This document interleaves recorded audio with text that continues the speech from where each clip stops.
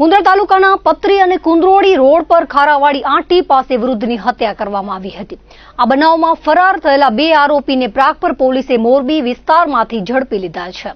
કુંદરોળીના 73 વર્ષીય અબ્દુલ્લા હુસેન પઠાણ શાકભાજીની ફેરી કરવા માટે ગયા હતા, ત્યારે ગામના જ ઇમ્તિયાઝ કાસમ હાલેપોત્રા અને હરદીપસિંહ અજીતસિંહ સોઢાએ લોખંડના પાઇપ વડે માથા, આંખ, કાન તેમજ હાથ પગ પર જીવલેણ હુમલો કર્યો હતો।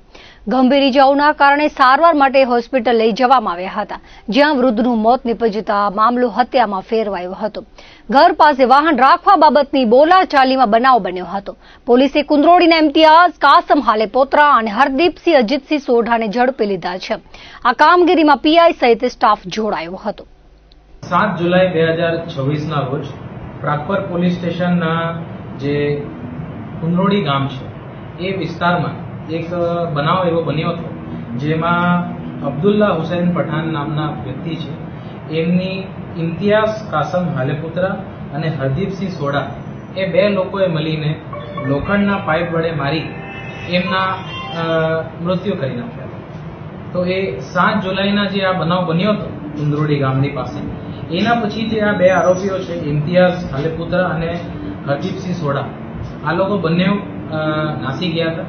નાસીને એ લોકો અલગ અલગ જગ્યાએ ટ્રાવેલ કરીને એ લોકો છેલ્લે મોરબી પહોંચી ગયા હતા અને પ્રાગપરમાં ચાર્જના પીઆઈ ડીએમ ઝાલા અને પ્રાગપરના પીઆઈ એકે ભરવાડના એફર્ટ્સ અને એમની ટીમના એફર્ટ્સના કારણે એ લોકોએ ટીમોને અલગ અલગ જગ્યાએ મોકલી, અલગ અલગ ટેકનિકલ સોર્સિસ અને હ્યુમન ઇન્ટેલિજન્સનું એનાલિસિસ કરવા મોકલ્યું અને વિધિન 2 ડેઝ એ લોકો આ 2 જે આરોપીઓ છે એ લોકોને ટ્રેસ કરવામાં સક્સેસફુલ રહી અને બંને આરોપીઓને એ લોકોએ મોરબીથી લઈ આવ્યા છે અને ગઈકાલે એ લોકોની રાતના ધરપકડ થઈ છે। તો આ ગુનામાં કારણ એવો હતો કે ઘરની બાજુમાં જે મરણ જનાર છે એમની ઘરની પાસે આ 2 અક્યુઝ જે છે એ મોટા વાહનો પસાર ના થાય એના માટે મોટા વાહનોની મૂવમેન્ટ ત્યાં રોકતા હતા, જેના કારણે આ મરણ જનાર અબ્દુલ પઠાણને તકલીફ થતી હતી કે ભાઈ મારા ઘરની પાસે તમે આ વાહનો ના રોકો, અમને ડિસ્ટર્બન્સ થાય છે।